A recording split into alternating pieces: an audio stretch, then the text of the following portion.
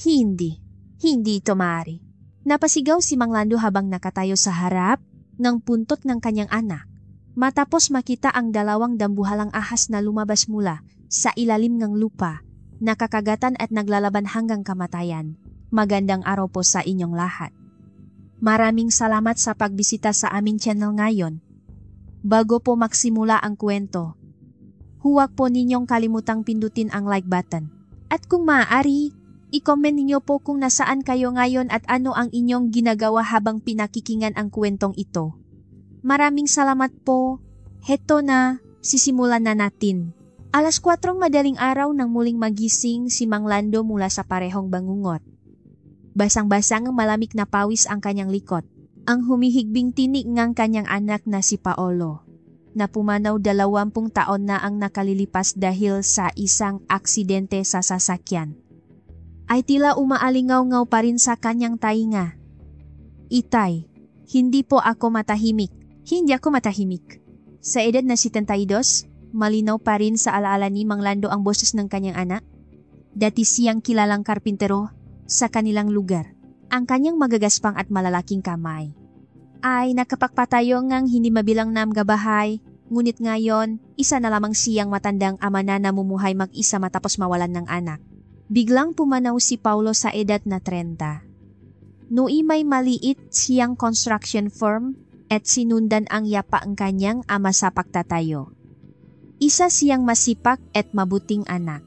Isang tunay na mapagmahal na anak na hindi nag-asawa upang maalagaan ang kanyang ama. Ngunit ang kakaiba ay ang biglang pagbabago sa nilalaman ng kanyang mga panaginip kamakailan. Dati, nagpapakita lamang si Paolo na may ngiti sa labi at nangungumusta. Tay, kamusta na po kayo? Ngunit ngayon, tila mayroon siyang taimtim na idinaraing. Puno ngang pihati ang kanyang muka, at ang kanyang mata ay nagpapakita ngang pakasuklam at galit. Bumangon si Mang Lando mula sa kama at lumabas ngang sala. Nagulat siya sa nakita sa maliit na altar na inihahanda niya para sa anak tuwing umaga. Ang kanin, sabaw, paboritong bibingka ni Paulo, at maging ang mansanas na maingat niyang inyalay kagabi ay naglahong lahat na parang bula. Kakaiba. Sigurado akong nilok ko ang pinto, bulong niya. Naguguluhang sinuri ni Mang Lando ang bawat sulok ng bahay. Ang pinto sa harap ay nakakadena pa at ang mga bintana ay sarado pa rin. Kung may magnanakaw, dapat ay may iba pang nawawalang gamit, ngunit tanging ang pakain sa alay ang malinis na naglaho. Ngunit ang mas nakapagtataka ay ang bakas na naiwan sa sahig mula sa pasukan hanggang sa altar. At patungo sa silid ni Paolo, may magugulong basang mga yapa. Sa laki nga ito, halatang sa isang lalaki, at kapareho ngang sukat ng paa ni Paolo. Tila may isang taong nakayapa na naglakat-lakat sa loop ngang bahay buong gabi. Nangingini ang makamay ni Mang Lando habang sinusundan ang mga yapa. Huminto ito ng matagal sa harap ngang altar bago tumuloy sa silid ni Paolo. At dun, naghihintay ang pinaka-nakagigimbal na tanawin. Bukas na bukas ang pinto ngang kwarto ni Paolo. 20 taon niyang pinanatili ang silid sa kung paano ito iniwan ng anak. Araw-araw itong nililinis ni Mang Lando at pinapalitan ang mga kobre kama sa pag-asang babalik ang kanyang anak. Sa ibabawng kama, malinaw ang bakas ang isang taong humiga. Nakatupi sa isang tabi ang kumot at ang unan ay may hugis ang isang ulo. At mula sa unan, mayroong bahagyang amoy ng pabango. Ang pabango madalas gamitin ni Paolo noong nabubuhay pa.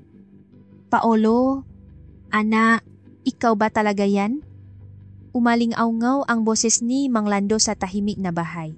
Sa sandaling iyon, isang malamig na hangin ang biglang umihip kahit nasarado ang lahat ng bintana. Kasabay ng hangin, tila narinig niya ang mahinang tinig ng kanyang anak. Tay, hindi po ako matahimik. Tulungan niyo po ako. Nanginginig ang ngatuhot ni Mang Lando. Ngunit mas nangingibabaw ang pananabik kaysa sa takot. Kung totoong bumisita ang kanyang anak, mayroon siyang dapat gawin bilang isang ama. Simula nun, sunod-sunod na ang nakakaibang pangyayari. Gabi-gabi, may naririnig siyang mayabak sa bahay at tunok nga nahuhugas ng pinggan mula sa kusinang walang tao. Minsan, naririnig pa niya ang mahinang himik ng paboritong OPM balat ni Paolo. Maging ang kapitbahay niyang si Aling Nena ay napansin ito. Mang Lando, ayos lang po ba kayo? Gabi-gabi kasing kumikindat-kindat ang ilaw sa bahay niyo. At parang may naglalakat sa bakuran. Walang masabi si Mang Lando. Pareho sila ang nararanasan. Ngunit napaka-imposibleng ikuwento sa iba. Pakalipas ang isang linggo, lalo pang lumakas ang makababalagan. Kahit sa araw, nararamdaman na niya ang presensya ni Paolo. Kapag kumakain siyang mag-isa, tila may nakaupo sa tapat niya. At kapag nanonood ng telebisyon, may naririnig siyang kasabay na tumatawa. Sa huli, nagpasya si Mang Lando. Magtatanong-tanong siya sa mga kakilala upang humanap ng isang kilalang albularyo. Kung talagang may gustong sabihin ang kanyang anak, bilang ama, kailangan niyang pakinggan ito hanggang sa huli. Nagtanong-tanong si Mang Lando sa mga matatanda sa kanilang lugar at nalaman ang tirahan ng isang albularyong kilala bilang si Aling Celia. Ang tunay niyang pangalan ay Celia. Ngunit sa halip ng 40 taon sa panggagamot, mas nakilala siya bilang Aling Celia sa kanilang komunidad. Hindi tulad ng ibang manggagamot. Hindi siya nagsasabi ng mga walang bisang salita at kilala sa kanyang tumpa na hula. Kay Aling Celia po kayo pumunta. Toto po siyang manggagamot. Rekomendasyon ni Aling Nena. Lakas loob na pinuntahan ni Mang Lando si Aling Celia. Ang kanyang bahay ay nasa isang tahimik na eskinita, malayo sa sentro ng bayan. Isa itong ordinaryong bahay na bato. At sa tarangkahan ay may isang maliit na karatulang nagsasabing hilot at tawas. Nang kumatok siya, isang babaeng nasa edad na 60 ang lumabas. Sa halip na makulay na kasuotan, nakasuot siya ng simpleng itim na bestida at ang kanyang nga mata ay hindi pangkaraniwan. Tila kaya niyang basahin ang nasa kaibuturan ng pusong isang tao. Naparito ka dahil sa iyong anak, hindi ba? Sabi agad ni Aling Celia pagkakita kay Mang Lando. Nagulat si Mang Lando. Wala pa siyang sinasabi. Paano niya nalaman? Paano niyo po nalaman? May anino sa likod mo, Gino. Anino ngang isang binatang lalaki. Sabi ni Aling Celia at pinapasok siya. Malinis at mayos ang look ng bahay. Sa isang pader ay may mga anting-anting at imahang nga santo. Ngunit hindi ito magulo tulad ng ibang bahay ng manggagamot, payapa ang kapaligiran. Uminom ka muna ngang saa at dahan-dahang ikuwento ang lahat, inabutan siya ni Aling Celia ngang salabat. Nanginginig ang boses ni Mang Lando habang ikinukwento ang lahat ng nangyari sa nakalipas na linggo. Ang paulit-ulit na bangungot, ang nawawalang pagkain sa alay, ang basang ngayapak, at ang makakaibang pangyayari sa silid ni Paolo ay isinalaysay niya ng walang labis kulang. Tumango-tango si Aling Celia habang nakikinig. Paminsan-minsan, nagtatanong siya ng mas detalyadong impormasyon. Pakisabi po ng mas detalyado ang sitwasyon ng mamatay si Paolo. Naalala ni Mang Lando ang araw na iyon? 20 taon na ang nakalipas. Sariwa pa rin ito sa kanyang alaala. Umaga nun, pumasok si Paolo sa trabaho tulad ng dati. May ginagawa silang isang lumang bahay sa Intramuros. Sasama sana ako, pero sabi niya kaya na raw niya at magpahinga na lang daw ako sa bahay. Naalala rin niyang Martes noon. Laging Lunes kung maplano ngang trabaho si Paolo at Martes sinisimulan ang gawain. Mabusisi at planado siyang tao. Pero bandang 3:00 ngang hapon, tumawag ang pulis na aksidente raw si Paolo. Nangingini ang boses ni Mang Lando. Sariwa pa rin ang sakit ng araw na iyon. Nagmamadali siyang pumunta sa ospital, ngunit wala ng buhay si Paolo. Ano po ang nangyari sa aksidente? Isang truck daw ang bumangga sa sasakyan ni Paolo. Nakahinto raw si Paolo sa traffic light nang biglang salpukin ng isang malaking truck mula sa likod. Sabi ngang driver ngang truck nakatulog daw siya. Ngunit para kay Mang Lando, maraming bagay ang hindi tukma. Napakaingat magmaneho ni Paolo.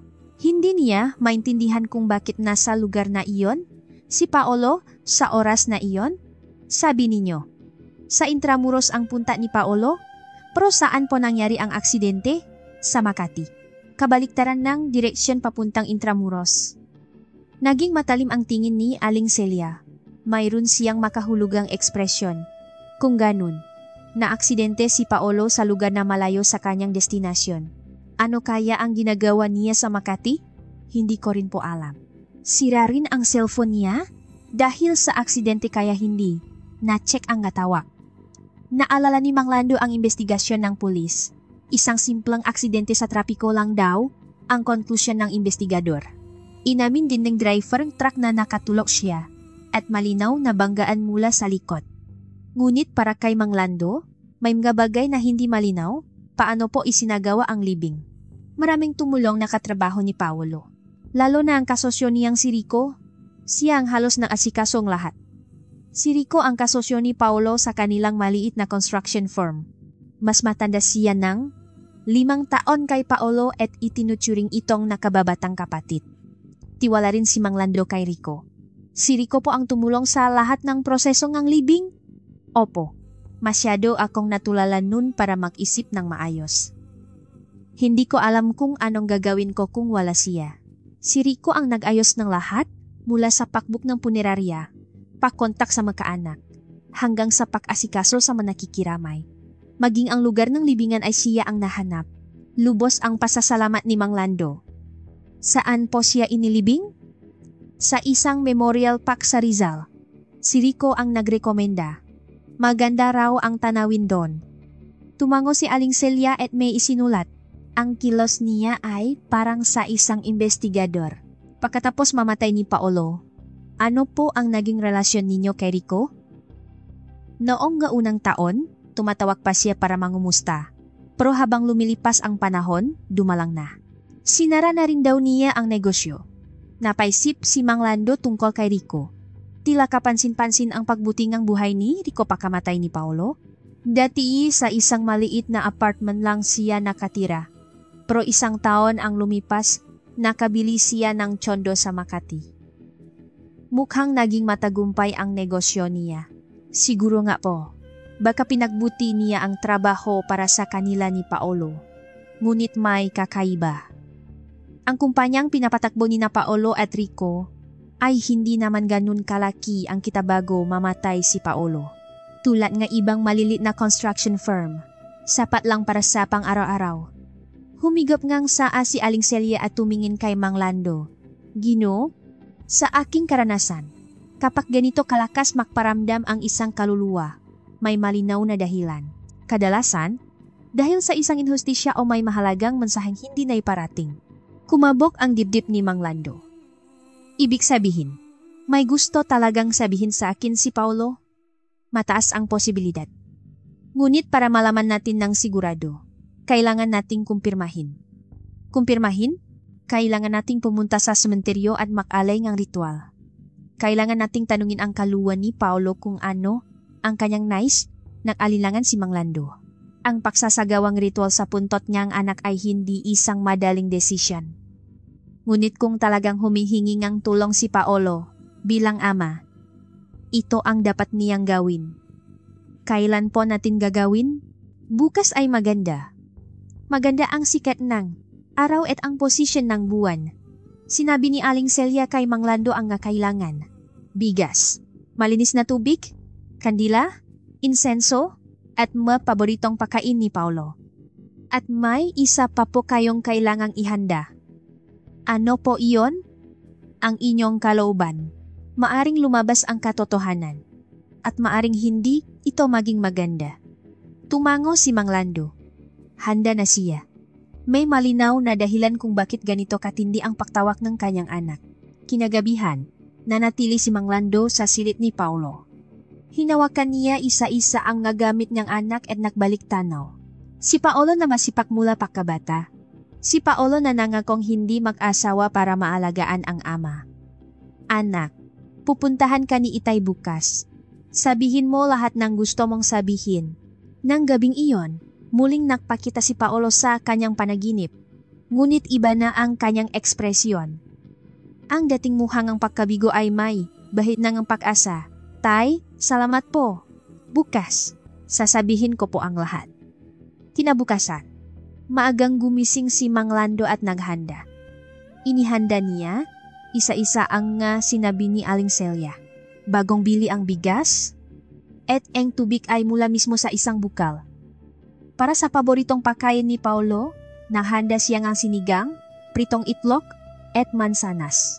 Alas 10 ng umaga, kasama si Aling Celia, tumungo sila sa Memorial Park sa Rizal.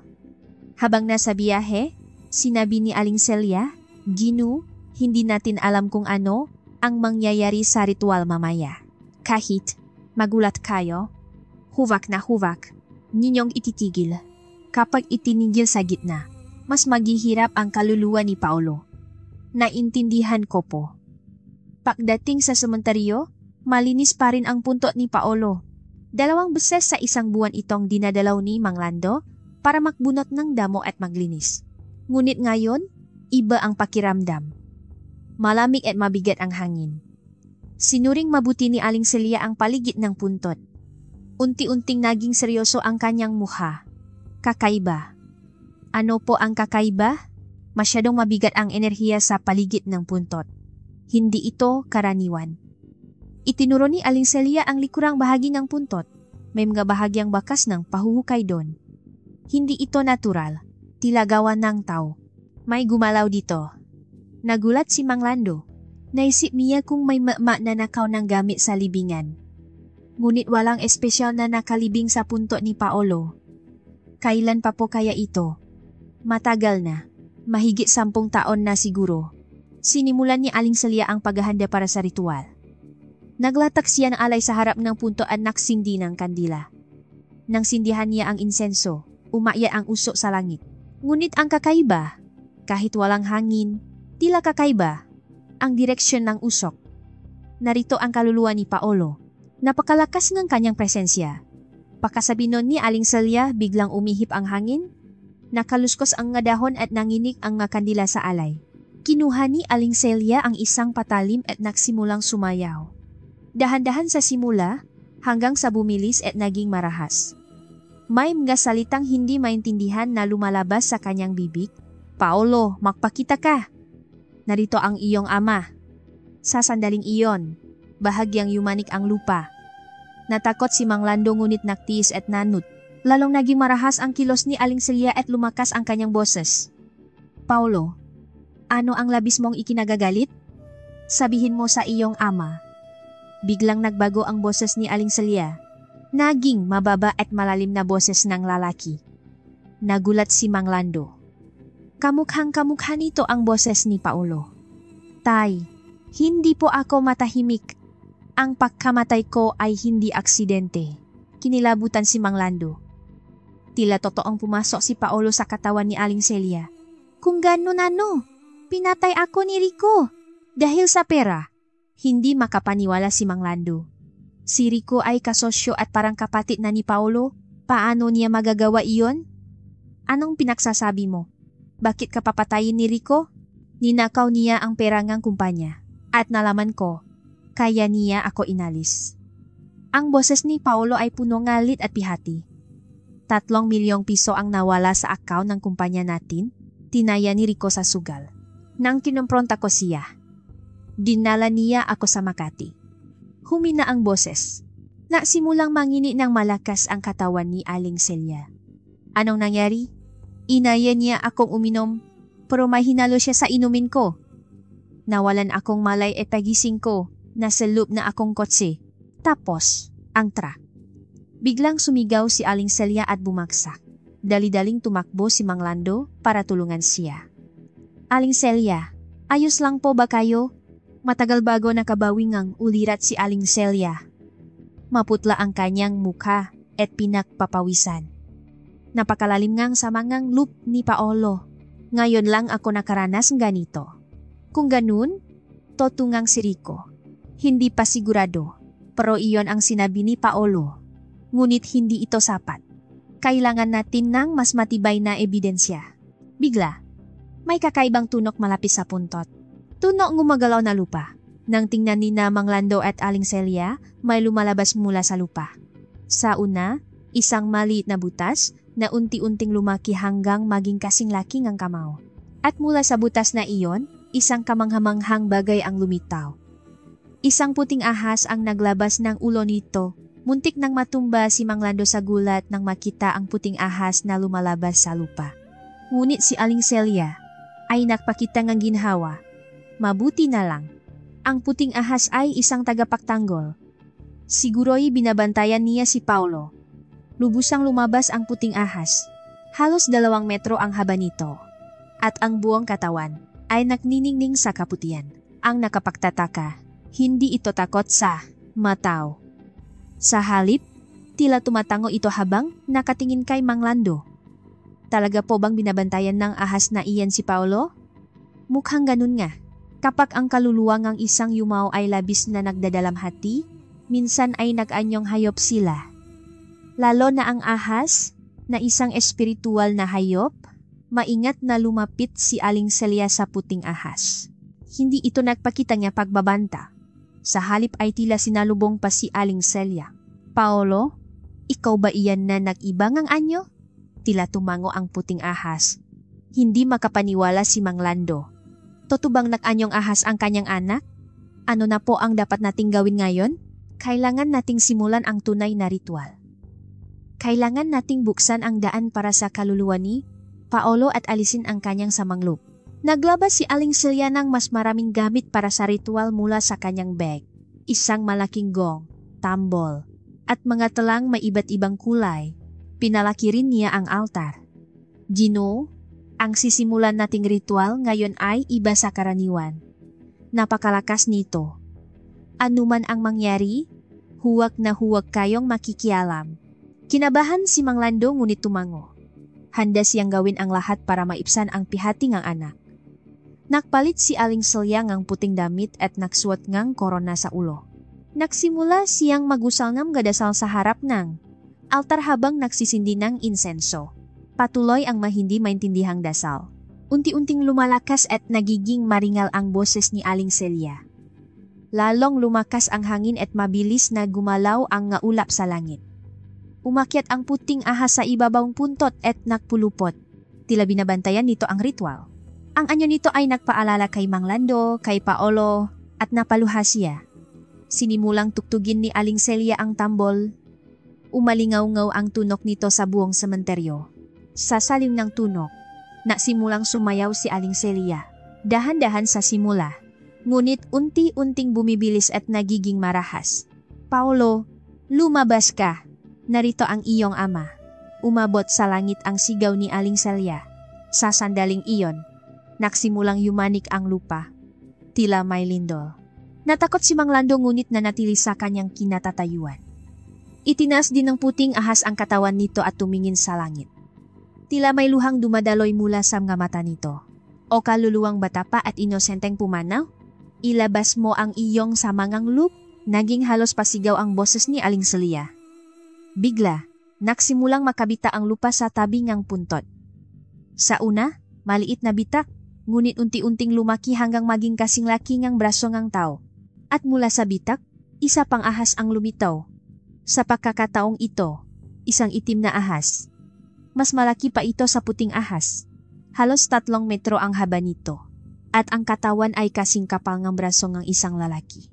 Ang pinaka-nakakakilabot ay ang mata nito. Namumula at puno ng kasamaan. Paglabas ng itim na ahas, agad na nahanda ang puting ahas. Nakatinginan ang 2 ahas at bumigat ang tensyon. Ano po ito? Tanong ni Mang Lando na nanginginig ang boses. Ngunit si Aling Celia ay lubusang nakatuon sa ritual at hindi sumagot. Sa halip, lalo pa niyang pinatindi ang pagtuktok sa tambol at pagsayaw. Masamang espiritu, lumayo ka. Umalis ka rito. Sigaw ni Aling Celia sa itim na ahas. Itinaas ng itim na ahas ang katawan nito at naglabas ng nakakatakot na tunok. Sus! Isang matinis na tunok na halos makabasakay niya. Lumaban din ang puting ahas. Ngunit ang tunok nito ay iba sa itim na ahas. Tila isang iyak. Isang malungkot at mapihating tunok. Ano po, yang itim na ahas? Nang muling magtanong si Mang Lando, pansamantalang huminto si Aling Celia. Isang masamang espiritu. Isang masamang kaluluwa na sinusubukang pigilan ang paglabas ng katotohanan tungkol kay Paulo. Kaninong kaluluwa po iyon? Marahil ay may kaunayan sa pumatay kay Paulo. Bago pa man matapos magsalita si Aling Celia, sumugot ang itim na ahas sa puting ahas. Nagsimula ang isang matinding labanan habang nagpupulupot ang 2 ahas. pinanot ni Mang Lando na halos hindi humihinga. Nagkakagatan at gumugulong ang puting ahas at itim na ahas. Minsan, lamang ang puti. Minsan naman ay nangingibabaw ang itim. Nagpatuloy si Aling Celia sa ritual. Mas naging marahas ito. Tinuktok niya ang gong at sumigaw sa langit. Kaluluwa ni Paolo, tulungan mo ang iyong tagapagtanggol na puting ahas.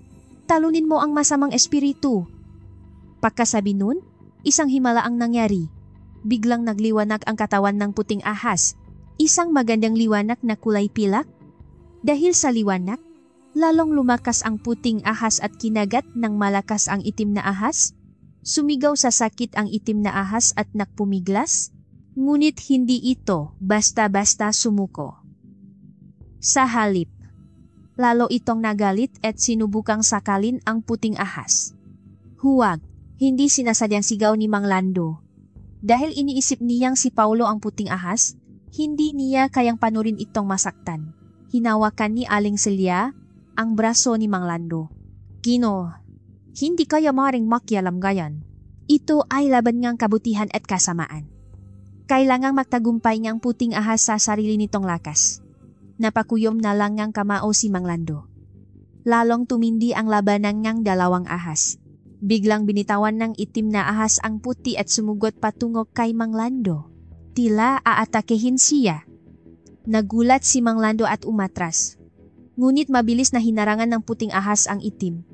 Tila pinoprotektahan nito ang kanyang ama.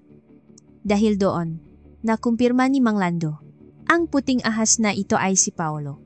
Paolo, nang tawagin siya ni Mang Lando, lumingon sandali ang puting ahas. Sa sandaling iyon, sinamantalang ang itim na ahas ang pakakataon at mahigpit na pinulupot ang katawan ng puti. Tumulo ang luha mula sa mga mata ni Mang Lando habang pinapanot ang paghihirap ng puting ahas. Anak, lakasan mo ang loop mo. Nandito lang si Itay. Dahil sa taimtim na panawagan ni Mang Lando, muling lumakas ang puting ahas. Lalong nagliwanag ang buong katawan nito habang sinusubukang kumawala sa pakakasakal ng itim na ahas. Itinaas ni Aling Celia ang kanyang patalim at sumayaw patungo sa langit. O kalangitan, tulungan ninyo ang kaluluwang sawi. Puksain ang masamang espiritu. Bigla, kumulok sa langit. Ang dating maaliwalas na kalangitan ay napuno ng maitim na ulap. Lalong lumakas ang hangin at nagliparan ang madahon. Kumidlat. At pansamantalang huminto ang laban ng dalawang ahas. At isang kakaibang bagay ang nangyari. Mula sa bibig ng itim na ahas, may lumabas na boses ng tao. Hindi pwedeng malaman. Ang sikreto ay dapat manatiling nakalibing magpakailanman. Isang mababa at magaspang na boses ng lalaki. Tila narinig na ni Mang Lando ang boses na iyon. Nagsalita rin ang puting ahas. Tay, naalala niyo po ba ang boses na iyan? Si Rico yan. Ang masamang espiritong iyan ay ang kasamaan sa puso ni Rico. Nagulat si Mang Lando. Totungang parang boses ni Rico. Kung ganun, ang itim na ahas ay ang masamang espiritu ni Rico? Muling nagsalita ang itim na ahas. Paolo, bakit hindi ka namatay nun? Akala ko ipatay ka na. Anong sinasabi mo? Patay na ako, sagot ng puting ahas na puno ng galit. Kung ganun, paano ka narito ngayon?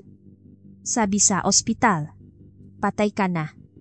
Nakikinig si Mang Lando sa usapan ng dalawang ahas ngunit hindi niya maintindihan. Anong ibig sabihin na hindi namatay si Paolo?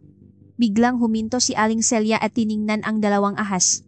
Sandali, kakaiba. Tila may ibang katotohanan. Nagpatuloy ang itim na ahas. Akala ko namatay ka sa aksidenteng truck. Paano ka nabuhay? Namatay ako. Ngunit ang katotohanan ay hindi namatay. May halong paktangis ang boses ng puting ahas. Lalong naguluhan si Mang Lando. Ano ba talaga ang nangyari? Muling sinimulan ni Aling Celia ang ritual. Sa pagkakataong ito, isang ritual para ilabas ang katotohanan. O, nakatagong katotohanan, magpakita ka. Hayaang malantat ang lahat ng nababalot ng kasinungalingan. Bigla, may isa pang pagbabago sa malapit sa puntot. Lalong lumaki ang bitak sa lupa at may lumabas mula rito. Sa una, tila isang maliit na kahon. Luma at sira-sira na, ngunit nakikilala pa ang hugis. Nang lumapit si Mang Lando, tila pag-ari ito ni Paolo. Ano to? Nang buksan niya ang kahon, may iba't ibang gamit sa loob. Isang lumang cellphone, ilang litrato, at isang sulat. Nanginginig ang makamay ni Mang Lando habang kinukuha ang sulat. Sulat kamay ito ni Paolo. Nakasulat, para kay Itay. Nang simulan ni Mang Lando basahin ang sulat, lalong tumindi ang labanan ngang dalawang ahas. Lalo na ang itim na ahas na tila nabalisa nang makita ang sulat. Nakagigimbal ang nilalaman ng sulat. Tay, kung binabasa niyo po ito, malamang ay wala na ako sa mundo. Nalaman ko pong bala akong patayin ni Kuya Rico. Tinaya niya sa sugal ang 3 milyong pisong kumpanya at gusto niyang isisi sa akin. Nang tumanggi ako, balak niya akong alisin. Tay, kung mamatay man ako, hindi ito aksidente. Si Kuya Rico ang pumatay sa akin. Nangingini ang buong katawan ni Mang Lando habang binabasa ang sulat. Alam na pala ni Paolo. Kung ganun, planado pala ang pagpatay, nagpatuloy ang sulat. Ang ebidensya ay nasa cellphone ko. Lihim kong kinunan ng litrato si Kuya Rico habang natatalo sa sugal. At nirecord ko rin ang usapan namin tungkol sa pagnanakaw niya ngang pra. Tay, kung mamatay man ako, pakiusap, ilabas niyo ang katotohanan ito. Kinuha ni Mang Lando ang cellphone mula sa kahon. Luma itong flip phone ngunit tila gagana pa. Ubos na ang baterya. Biglang sumugot ang itim na ahas patungo kay Mang Lando. Tila sinusubukang agawin ang cellphone. Huwag! Huwag mong tingnan yan! Sumigaw ang boses ni Rico mula sa bibig ng itim na ahas. Ngunit mabilis na hinarangan ng puting ahas ang itim na ahas. Tay, nasa cellphone na yan ang lahat ng ebidensya. Pakiusap, tingnan nyo. Nagsimula ang huling labanan ngang puting ahas at itim na ahas. Sa pagkakataong ito, tila laban ng patayan na. Ginamit ni Aling Celia ang kanyang huling lakas para sa ritual. Ang kabutihan ay tatalunin ang kasamaan. Ang katotohanan ay tatalunin ang kasinungalingan. Puting ahas, magtagumpay ka! Sa sandaling iyon, isang malakas na kidlat ang tumama mula sa langit. Kasabay ngang liwanag ng kidlat, naglabas ng napakaliwanag na ilaw ang puting ahas. Sa liwanag na iyon, sumigaw sa sakit ang itim na ahas. Hindi ito maari. Huling pagpupumiglas niyang itim na ahas, ngunit lalong lumakas ang liwanag ng puti. Sa wakas, bumagsak ang itim na ahas. Naglabas ito ngang itim na usok at unti-unting naglaho. Tandaan mo, ang katotohanan ay dapat manatiling nakalibing magpakailanman. Sa huling salita ngang itim na ahas, tuluyan na itong naglaho. Lumapit ang nagtagumpay na puting ahas kay Mang Lando. Pagod na ang itsura nito, ngunit payapa ang nga mata. Tay, ngayon, ilabas niyo na po ang katotohanan. Kung gaano ako nagdusa, ang boses ng puting ahas ay mismong kay Paolo. Dahan-dahang hinawakan ni Mang Lando ang ahas. Malami ito, ngunit may mainit na enerhiyang nararamdaman. Natapos na ni Aling Celia ang ritual at napaupo sa lupa. Napakahirap na ritual iyon. Aling Celia, ayos lang po ba kayo? Ayos lang. Mabuti na lang at nanalo ang puting ahas. Ngayon, malalantat na ang katotohanan. Hawa ni Mang Lando ang cellphone ni Paolo. Kumakabok ang kanyang dibdib sa isiping narito, ang katotohanang itinago sa loop ngang 20 taon. Anak, sisiguraduhin ni Itay na malalantat ang katotohanan. Tumango ang puting ahas at dahan-dahang bumalik sa puntot. Nagpulupot ito run, tila tapos na ang kanyang misyon. Inilagay ni Mang Lando ang cellphone sa kanyang bag at tinulungan si Aling Celia. Ano na po ang dapat kong gawin ngayon? Pag-uwi, tingnan niyo ang cellphone. At kailangan niyong hanapin si Rico. Kakausapin ko po si Rico? Opo. Pero mag-ingat kayo. Kung siya nga ang pumatay kay Paolo, maaring mapanganib. Muling tiningnan ni Mang Lando ang puntot. Nandun pa rin ang puting ahas na babantay. Paolo, maghintay ka lang. Ilalabas ni Itay ang katotohanan. tila tumango ang puting ahas. Inayos ni na Mang Lando at Aling Celia ang nga gamit at umalis sa sementeryo. Ngunit mabigat ang kaloban ni Mang Lando. Ngayon palang maksisimula ang tunay na laban. Habang pauwi, nagsalita si Aling Celia. Ginoo, maghanda po kayo. Hindi magiging madali ang susunod. Alam ko po, pero kailangan kong gawin. At isa pa po, may kakaiba sa laban kanina ngang puti at itim na ahas. Ano po iyon? Sinabi ngang itim na ahas na hindi namatay si Paolo. Ano kaya ang ibig sabihin nun? Hindi rin maalis sa isip ni Mang Lando ang salitang iyon. Patay na si Paolo. Bakit iyon sinabi ngang itim na ahas? Baka noong una ay buhay pa si Paolo at may ibang nangyari sa ospital. Kinilabutan si Mang Lando sa sinabi ni Aling Celia. May posibilidad. Kung ganun, ang aksidente ay attempted murder lang at ang tunay na pagpatay ay sa ospital. Hindi pa sigurado, pero maaring ganun. Malalaman natin kapag nakita na ang laman ng cellphone pagdating sa bahay. Agad na isinaksa ni Mang Lando sa charger ang cellphone ni Paolo. Mabuti na lang at may lumasi ang charger. Pakalipas ngang isang oras, bumukas ang cellphone. Nanginginig ang kamay ni Mang Lando habang ginagalaw ito. Binuksan niya ang folder nga litrato at nakita ang nga nakagigimbal na larawan. Si Rico na natatalo ngang malaki sa sugalan. At ang nga eksenang naknanakaw siya ngang para sa kumpanya ay malinaw na nakunan. Mayroon ding nga audio file. Nakarikot ang usapan ni Rico at Paolo. Kuya, nawawala ang 3 milyon ng kumpanya. Nasaan na? Paolo, kasi huwag mong sabing tinaya mo sa sugal? Sorry, babayaran ko rin. Kuya, sobra na to. Paano mo nagawa to sa perang kumpanya? Hoy, kasapwat ka rin? Makasama tayo kaya dapat managot ka rin? Anong sinasabi mo? Wala akong alam diyan. Sinong maniniwala? Ilang beses ka ring pumunta sa sugalan. Pumunta ako ron para pigilan ka? Lalong tumitindi ang usapan. Malinaw na sinusubukan ni Rico na gawing kasapwat si Paolo. Ang huling audio file ay mas nakagigimbal. Paolo, punta ka sa Makati. Inom tayo.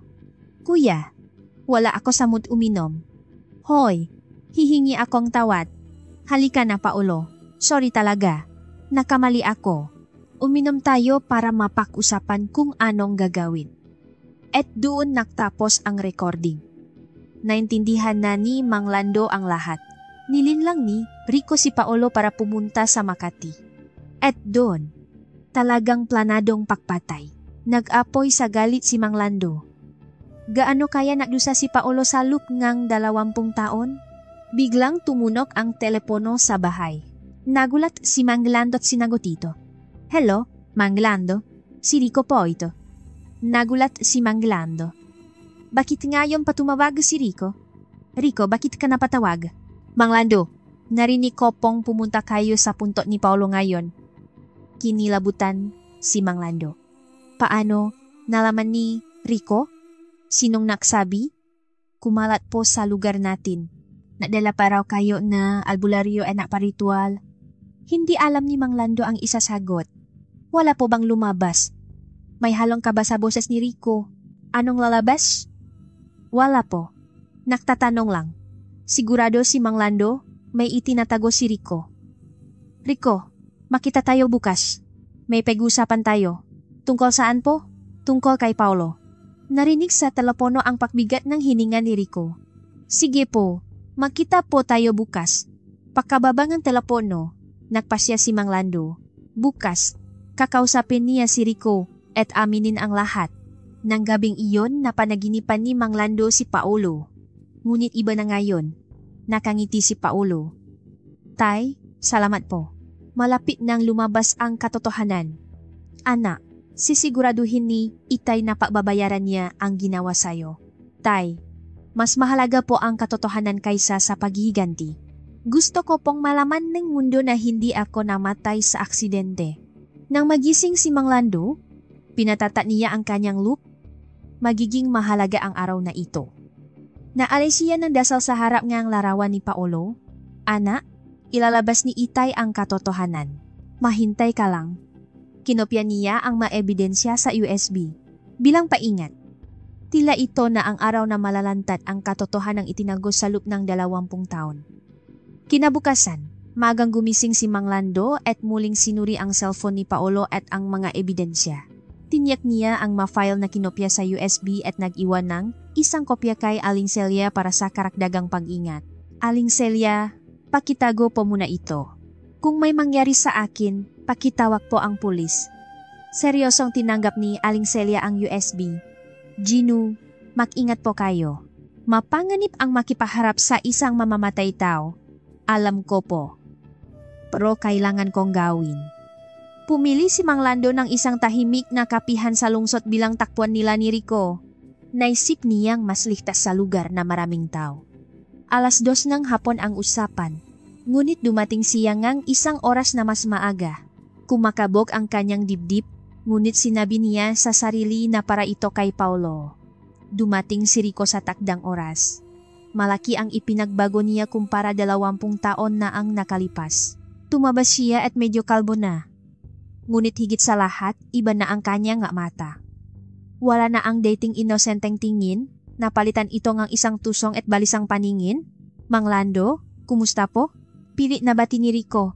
Pinakmasdan siya ni Mang Lando. Ito ba talaga ang pumatay kay Paolo? Oh, matagal na rin. Maupo ka. Umupo si Rico habang patuloy na tumitingin sa paligid. Halatang balisa. Anong kape mo? Amerikano po. Nag-order si Mang Lando ng kape at sinimulan ang usapan. Rico, kumusta ka na? Ayos lang po. Karaniwang buhay. Kamusta ang negosyo? Biglang nanigas ang mukha ni Rico. Sinara ko na po ang negosyo. May iba na po akong ginagawa ngayon. Alam ni Mang Lando. Pagkamatay ni Paolo, ginamit ni Rico ang perengang kumpanya para ma-invest sa real estate at kumita nga malaki. Ngunit na kunwari siyang walang alam. Ganun ba? Anong ginagawa mo ngayon? Nag-aasikaso po ang ilang gusali, paksisinungaling. Nagpapatakbo si Rico ang isang malit na real estate agency. Rico, pag-usapan natin si Paolo. Bahagyang nangini ang kamay ni Rico. Si Paolo po? Bakit po bigla? Nagpa-ritual ako kahapon. Ritual po? Laging nagpapakita si Paolo sa panaginip ko kaya nakdala ako nga albularyo. Namutla ang mukha ni Rico. May, lumabas po ba? Bakit? May dapat bang lumabas? Nang subukan siyang painin ni Mang Lando. Mabilis na umiling si Rico. Hindi po. Nagtatanong lang. Sabi ni Paolo, hindi raw siya namatay sa aksidente. Nangini ang mamata ni Rico. Hindi po aksidente. Anong ibig sabihin? Ano sa tingin mo? Talaga bang simpleng aksidente lang ang pagkamatay ni Paolo? Siyempre po, aksidente. Binangga siyempre. Ngunit walang katiyakan sa boses ni Rico. Inilabas ni Mang Lando ang cellphone ni Paolo. Naalala mo ba to? Biglang nabago ang mukha ni Rico. Hindi ba't cellphone yan ni Paolo? Tama. Lumabas ito sa puntot kahapon. Sa puntot po. Tila inilibing ito ni Paolo noon pa. Hindi maitago ni Rico ang kanyang pagkabigla. Ano pong laman niyan? Gusto mong pakinggan? Pinatuktok ni Mang Lando ang audio file. Kuya, nawawala ang 3 milyon ng kumpanya. Nang marinig ang boses niya mula sa cellphone, namutla si Rico. Hindi. Ano yan? Pakinggan mo. Magugustuhan mo. Nagpatuloy ang recording. Ang usapan ni Rico at Paolo. Ang huling tawa kung saan inaaya ni Rico si Paolo sa Makati. Sinubukang agawin ni Rico ang cellphone. Saan nyo nakuha yan? Pagkayan. Mabilis na itinago ni Mang Lando ang cellphone. Pagka? Pagka rin ba ang boses ko? Hindi ko po alam. Sinubukang tumayo ni Rico ngunit hinawakan ni Mang Lando ang kanyang braso. Maupo ka. Marami pa tayong pausapan. Mang Lando, kailangan ko na pong umalis. Rico, magtapat ka. Ikaw ang pumatay kay Paolo. Hindi ba? Nagalo ang gulat at takot sa mga mata ni Rico. Ano pong sinasabi niyo? Kaibigan ko po si Paolo. Pinatay ang kaibigan? Hindi ko po siya pinatay. Lumakas ang boses ni Rico. Napatingin ang nga tao sa paligid. Kung ganon, ano tong recording? Nang akmang ipapatuktok muli ni Mang Lando, mabilis na nagsalita si Rico. Hindi po pagkakaunawaan lang yan. Anong hindi pagkakaunawaan? Sandali ko lang hiniram ang pera ng kumpanya. Ibabalik ko sana. Pero tinaya mo sa sugal, hindi ba? Hindi na nakapagsalita si Rico. Ipinakita rin ni Mang Lando ang litrato sa cellphone. Malinaw na kuha si Rico habang natatalo sa sugalan. Pagkarin ba to? Tuluyang gumuho si Rico nang makita ang malitrato. Mang Lando, paano? Alam lahat ni Paolo. Alam niya ang ginagawa mo. Ako. Nagsimulang umiyak si Rico. Rico, magtapat ka. Anong nangyari nun? Matagal na nanahimik si Rico. Pagkatapos, dahan-dahan siyang nagsalita. Mang Lando, hindi ko po talaga intensyong patayin siya. Nanlamig ang buong katawan ni Mang Lando. Totungang si Rico ang pumatay kay Paolo? Kung ganun, ano? Gusto ko lang po siyang takutin. Takutin? Sinabi po ni Paolo na isusumbong niya ako sa pulis. Ikinuwento ni Rico ang nangyari. Inaya niya si Paolo sa Makati para uminom. Sa una, talagang hihingi siya ng tawad at mangangakong magbabayad. Ngunit matigas daw si Paolo. Isusumbong daw siya sa pulis. Anong ginawa mo? Nilagyan ko pong pampatulok ang inumin niya. Nag-alap ang galit ni Mang Lando. Pampatulok? Hindi po para patayin. Para lang po makatulog siya at makaroon akong oras. Nang mawalan siyang malay, isinakay ko po siya sa kotse at nag-isip kung saan pupunta. Nakpatuloy ang kuwento ni Rico. Pero bigla po, may bumanggang truck sa likod. Aksidente po talaga yon. Huwag kang magsinungaling. Totoo po, nasugatan din po ako sa aksidenteng yon. Itinaas ni Rico ang manggas at ipinakita ang paklat. Naguluhan si Mang Lando. Kung ganun, aksidente nga ba talaga? Dinala si Paolo sa ospital. Kasama rin ako. At lalong dumilim ang mukha ni Rico. Noong una, buhay pa po si Paolo. Nagulat si Mang Lando. Kung ganon, tama ang usapan ng puti at itim na ahas. Buhay pa siya? Opo. Nasa ICU po siya. Paano siya namatay? Nahirapan nang magsalita si Rico. Magsalita ka? Nang sumigaw si Mang Lando. Nanginginig na sumagot si Rico. Sabi pong doktor, malaki ang posibilidad na ma-brain death siya. Kaya ako, sobrang nagsisipo ako. Pero kung magigising si Paolo, kinilabutan si Mang Lando sa narinig. Huwag mong sabihin, wala. Wala po akong ibang pagpipilian. Anong ginawa mo? Yumuko si Rico at nagsalita. Inalis ko po ang life support. Tumayo si Mang Lando at sinunggaban si Rico sa kuwelyo. Hayop ka, pinatay mo nga siya. Mang Lando, kumalma po kayo. Nagulat ang matao, ngunit wala nang pakialam si Mang Lando. Pinatay ko si Paolo? Wala. Wala po akong magawa. Umiyak na sabi ni Rico. Kapag nagising si Paolo, makukulong ako. May pamilya rin po ako. Kaya pinatay mo ang anak ko. Tumulo ang luha mula sa mga mata ni Mang Lando. Mang Lando, patawat po. Patawat. Sa loob ng 20 taon, akala ko'y namatay siya sa aksidente. Natahimik ang buong kapihan. Nakatingin ang lahat sa kanila.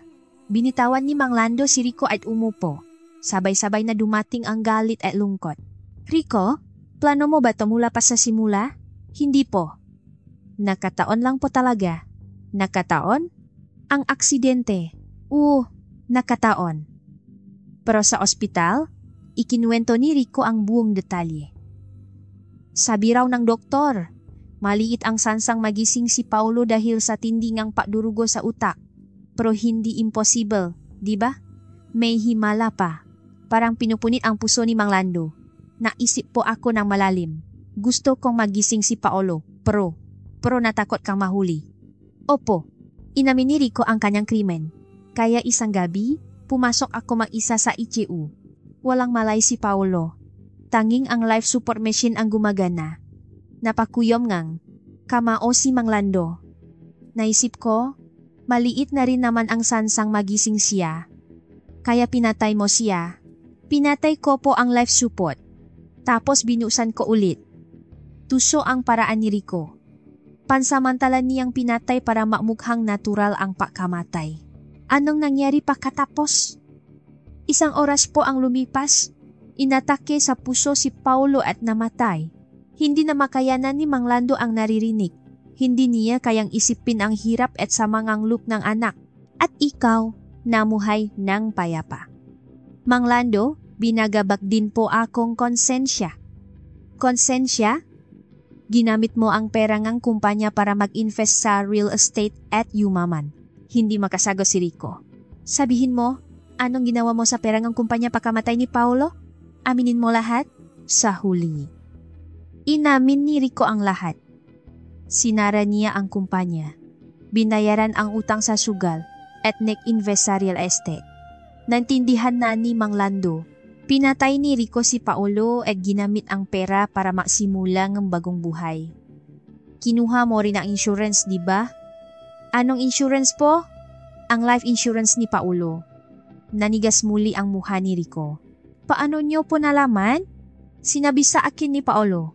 Sa totoo lang, hindi alam ni Mang Lando ang tungkol dito. Pero sa reaksyon ni Rico, tila mayroon nga. Makano ang insurance? Hindi ko po alam. Huwag kang magsinungaling. Ikaw ang beneficiary, di ba? Nagulat si Rico. Paano niyo po nalaman? Ginawa kaniyang beneficiary dahil kasosyo kanya. Hula lang ito ni Mang Lando. Pero sa reaksyon ni Rico, tila tama. 2 milyon po. 2 milyon? Opo.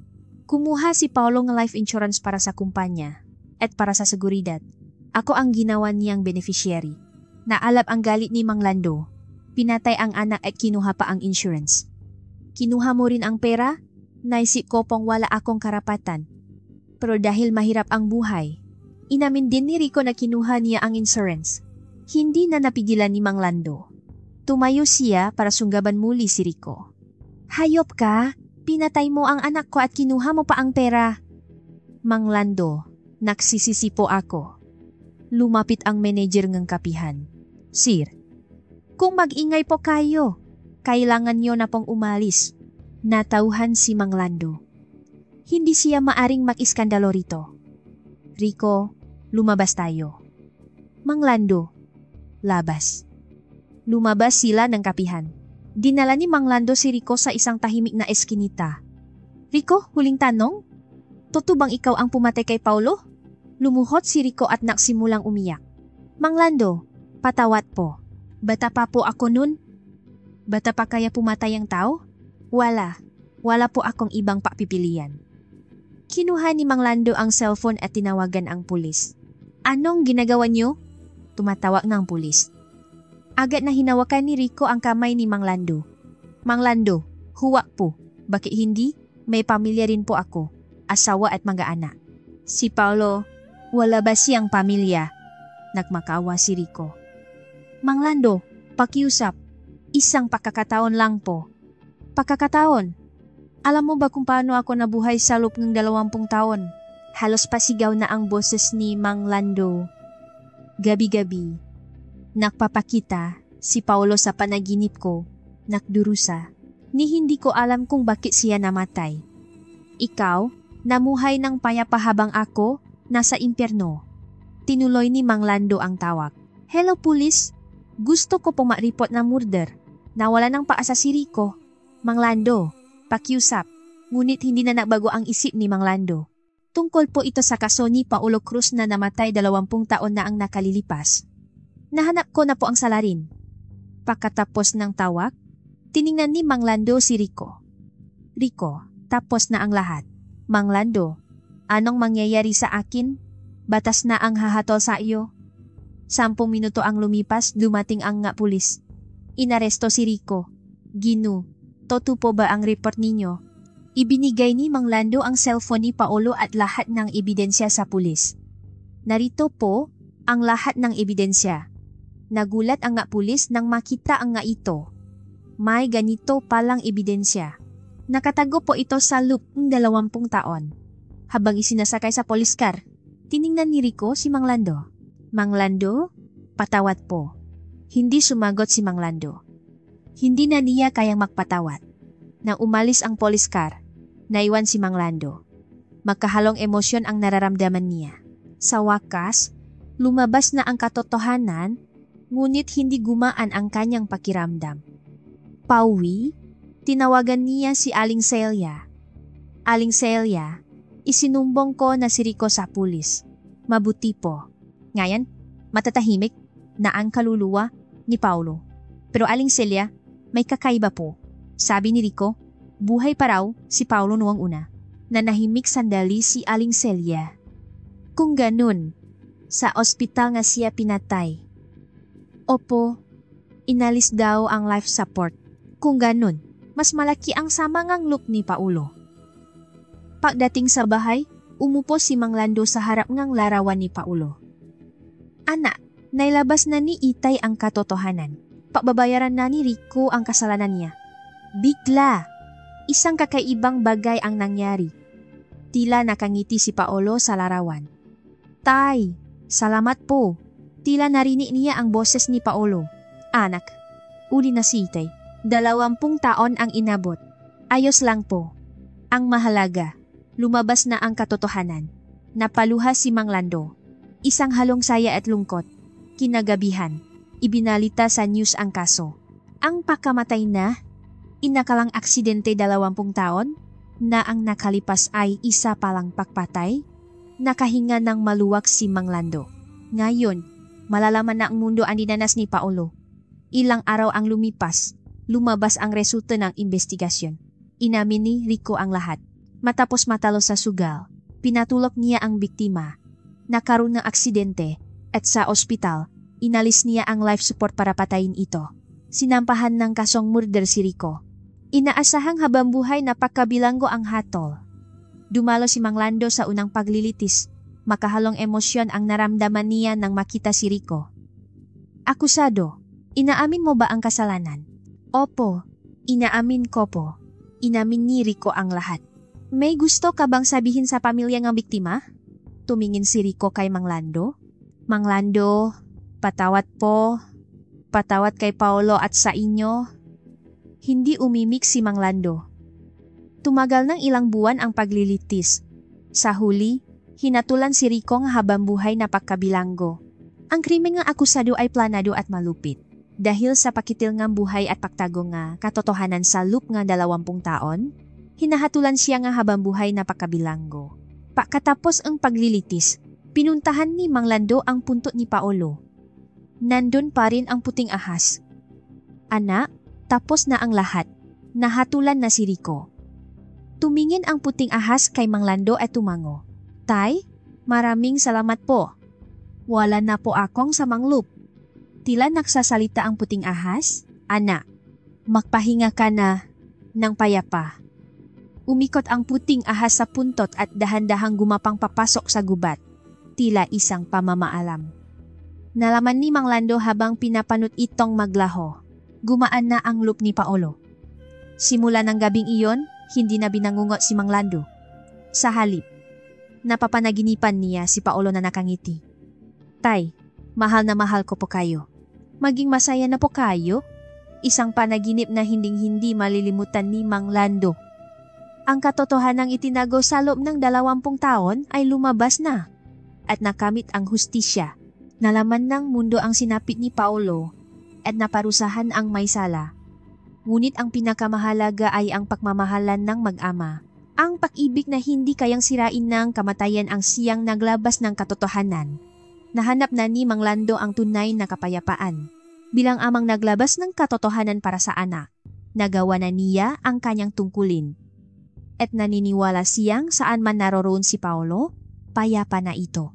Hindi na nagdadalamhati, hindi na nag-alala para sa ama, at nakamit na ang tunay na kapahingahan. Isang buwan na ang lumipas matapos ang paglilitis ni Rico. Araw-araw, nagsisimula si Mang Lando sa pag-alay ngang dasal sa harap ng larawan ni Paulo. Ngunit iba na ngayon. Sa halip na lungkot, pananabik, sa halip na galit, kapayapaan ang nasa kanyang puso. Anak, dumalaw na naman si Itay. Ang Paulo sa larawan ay nakangiti pa rin. Ang kanyang itsura, sa edad na 30. Napapabuntong hininga si Mang Lando. Ngayon niya lang lubos na nararamdaman kung gaano kabuti at busilak ang puso ngang kanyang anak. Ilang araw na ang nakalipas, nagsimula siyang makaroon ng nga kakaibang panaginip. Nagpapakita si Paolo sa kanyang pagkabata, 5 taong gulang na natututong magbisikleta. Sa unang araw ngang pasukan sa elementarya, nakangiti habang suot ang bagong bag. Sa high school, nang sabihin gusto niyang maging karpintero tulad ng ama, lahat ng alaala ay bumabalik sa kanyang panaginip. Tay, masaya po ako. Dahil pinalaki niyo ako at minahal. Pati sa panaginip, napapaluha si Mang Lando. Masaya rin si Itay dahil sayo. Anak, ikaw ang aking karangalan. Tay, huwag na po kayo malungkot dahil sa akin. Ayos lang po ako. Anak, dahil lumabas na po ang katotohanan, payapa na po ako. Wala na po akong samang loop. Pagkagising ni Mang Lando, may bakas ng luha sa kanyang pisngi. Ngunit hindi ito luha ng kalungkutan. Luha ito ng pasasalamat at pananabik. Nang hapong iyon, dumalaw si Aling Celia. Gino, kumusta po kayo? Aling Celia, mabuti po. Tinitigan ni Aling Celia ang mukha ni Mang Lando. Mas payapa na po ang itsura ninyo. Talaga po? Opo. Dati, may bakas ang pihati, pero ngayon, payapa na. Habang umiinom ng saa, nagsalita si Aling Celia. Payapa na rin po ang kaluluwa ni Paolo. Wala na siyang hinahangat sa mundong ito. Naging komplikado ang naramdaman ni Mang Lando. Masaya ngunit may kaunting panghihinayang. Kung ganun, mahihiwalay na po kami talaga? Ganun po dapat. Ang nga patay ay sa mundo nga patay. Ang nga buhay ay sa mundo nga buhay. Pero mamimiss ko po siya. Hinawakan ni Aling Celia ang kamay ni Mang Lando. Gino, si Paolo ay mananatiling buhay sa puso ninyo magpakailanman. Hindi po ba't sapat na iyon?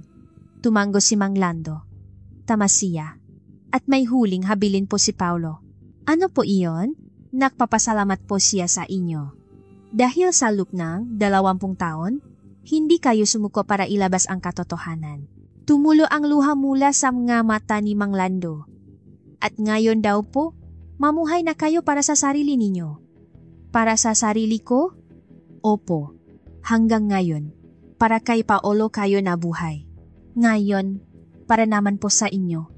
Napaisip si Mang Lando sa sinabi ni Aling Celia. Totoo nga, sa loob ng 20 taon, si Paolo lang ang laman kanyang isip. Pero hindi ko po alam kung paano. Dahan-dahan po, mahahanap ninyo ang paraan. Nice din ni Paolo na maging masay kayo. Pagkaalis ni Aling Celia, unang beses sa mahabang panahon na naglaka-lakat si Mang Lando sa kanilang lugar.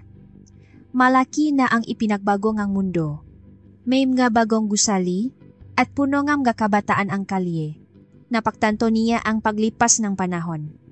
Habang nakaupo sa isang bangko sa parke, isang matandang lalaki ang kumausap sa kanya. Tay, mag-isa lang po kayo? Oo, naglalakat-lakat lang. Ako rin, mag-isa na lang. Pumanaw kasi ang asawa ko last year. Tiningnan ni Mang Lando ang matanda. Halos kaedad niya at mukhang malungkot. Namimiss niyo po siguro siya. Oo naman, 50 taon kaming makasama. Pero ngayon, medyo ayos na. Sabi niya sa panaginip ko, huwag daw akong malungkot at I enjoy ang natitirang buhay. Natanto ni Mang Lando na pareho sila ng sitwasyon. Maisa na lang din po ako. Maagang pumanaw ang anak ko. Ganun po ba? Pareho pala tayo. Nakuwentuhan ang dalawang matanda at nagkaintindihan. Inirekomenda ang matanda ang senior citizen center sa kanilang lugar. Pumunta po kayo ron. Marami pong katulad natin doon. Makakatulong yon sa lungkot. Nag-alinlangan si Mang Lando noong una.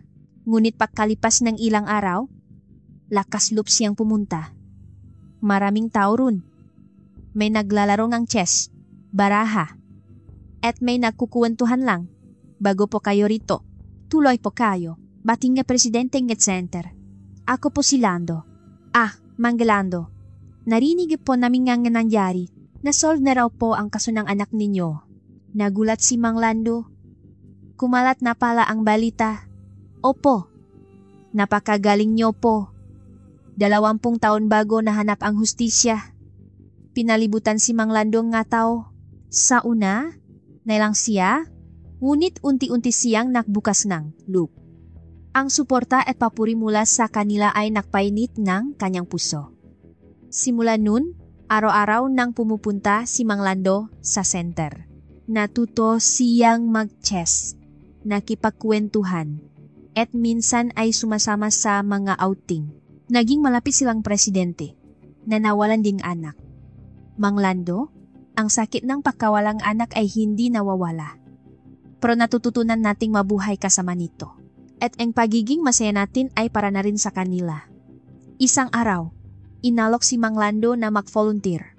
Mang Lando, matagal po kayong naging karpintero.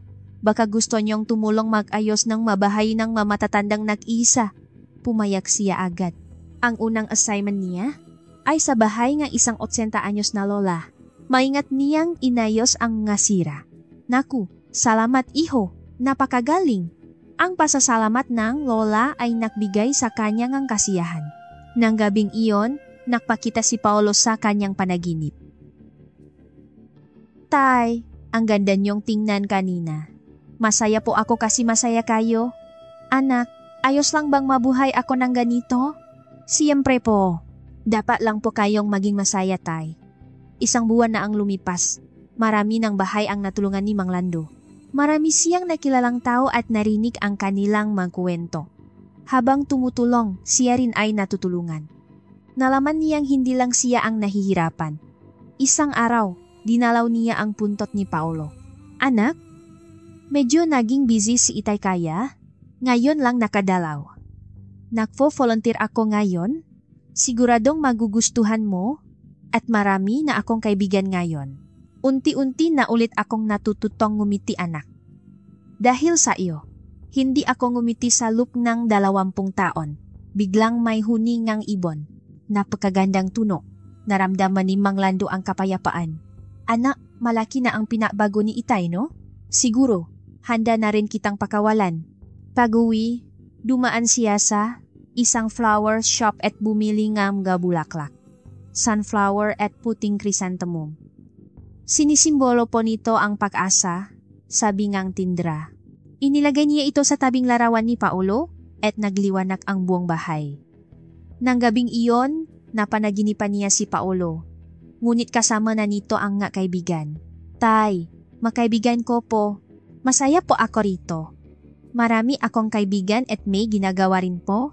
Tumutulong din po kami sa mga nanganailangan tulad nyo. Ikinatuwa ito ni Mang Lando. Hindi nag-iisa ang anak niya. Tay, huwag na po kayong mag-alala. Maging masaya na po kayo. Iyon po ang pinakamalaking regalo para sa akin. Lumipas ang nga panahon. Sumama si Mang Lando sa mga kaibigan niya sa center para mamasyal. Isang gabi, sumulat siya ng liham para kay Paolo. Anak, sinusulatan ka ni Itay. Ngayon, dahil sa iyo, masaya na ako. Ang pagmamahal mo ang pinakamalaking biyaya sa buhay ko at ang paglabas ng katotohanan ang huling regalong may bibigay ko. Ngayon, mananatili ka sa puso ko habang namumuhay ako ng masaya. Sinunok niya ang sulat. Umaasang abot ito kay Paolo. Kinabukasan, umakyat siya ng bundok para panoorin ang pagsikat ng araw. Anak, ang ganda. Nakikita mo ba? Isang hangin ang dumampi sa kanyang pisngi. Tila haplos ni Paolo, natauhan si Mang Lando. Hindi namatay si Paolo, kundi nag-exist sa ibang anyo. Nagpasya siyang mamuhay ng mas makabuluhan. Sinimulan ni Mang Lando ang Paulo Cruz Memorial Scholarship Fund mula sa kanyang naipon at sa prang iniwan ng anak. Ang unang scholar ay isang ulilang estudyante. Lolo, maraming salamat po. Ikinatuwa ito ni Mang Lando. Isang taon ang lumipas. Naging bagong tao si Mang Lando. Sa edad na 73, nagsimula siya ng bagong buhay. Sa 21 anibersaryo nga, pagkamatay ni Paolo, kinausap niya ito sa puntot. Anak, ayos na si Itay. Dahil sa'yo, nalaman ko kung ano ang tunay na paibig at natuto akong magbigay aliw sa mga nasasaktan. Masaya na si Tay ngayon? Anak, magpahinga ka na ng payapa. Huling beses na nagpakita si Paolo sa panaginip. Tay, maraming salamat po sa lahat. Alis na po ako. Pero mananatili ako sa puso nyo. Anak. Sapat na yon. Tay, mahal ko po kayo. Mahal din kita, anak. Maging masaya po kayo, te. Yan ang pinakamalaking regalo para sa akin. Pagkagising ni Mang Lando, payapa ang kanyang puso. Handa na niyang pakawalan si Paolo. Ngayon, kapag naisip niya si Paolo, napapangiti na siya. Hindi na lungkot, kundi pasasalamat at pagmamalaki. Anak, dahil sa iyo, marami akong natutunan. Na ang pagkawala ng mahal sa buhay ay hindi katapusan, kundi simula. At ang tunay na pag-ibig ay hindi kayang sirain ng kamatayan. Ang kwento ni Mang Lando ay nabigay paasa sa marami, na sa gitna ng kadiliman, may liwanag. At ang sakit ng pagkawala ay maaring maging lakas para tulungan ang iba. Nahanap na ni Mang Lando ang tunay na kapayapaan. Sa pag-ibig ni Paolo, sa pagbabahagi ng pag-ibig na iyon sa iba, kahit pumanaw si Paolo, nanatili siyang buhay sa puso ng kanyang ama. At ang pag-ibig na iyon ay kumalat, ginagawang mas mainit ang mundo. Ito ang tunay na tagumpay ng pag-ibig. Isang himala na nilikhang ng pagmamahalang hindi kayang sirain ng kamatayan at panahon. Mga kaibigan, dito po nagtatapos ang ating kwento. Ano po ang masasabi ninyo sa kwento ni Mang Lando at ng kanyang anak na si Paolo? Ang pag-ibig ng isang ama na hindi sumuko sa loob ng 20 taon ay tunay na nakakaantik. At sa huli, napatunayang ang pinakamahalaga sa lahat ay ang pag-ibig na hindi nagbabago. Lahat tayo ay may mga mahal sa buhay. Sana naalala ninyo sila ngayon. Kung mayroon kayong matagal nang hindi nakakausap, baka ito na ang pagkakataon para kamustahin sila.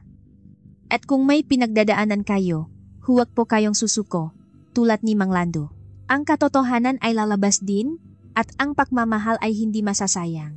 Kung nagustuhan ninyo ang kwento, pindutin po ang like button at mag-iwan ng komento. Ibahagi ninyo sa amin ang inyong mga salobin. Ang inyong magkwento ay maaring magbigay lakas sa iba. Naway maalala nating lahat kung gaano kahalaga ang bawat sandali kasama ang ating mahal sa buhay at kung paano tayo pinalalakas ng pag-ibig na ito. Maraming salamat po sa inyong pakikinig. Hanggang sa susunod na kwento. Naway mapuno ng pag-ibig at pag-asa ang inyong bawat araw. Salamat po.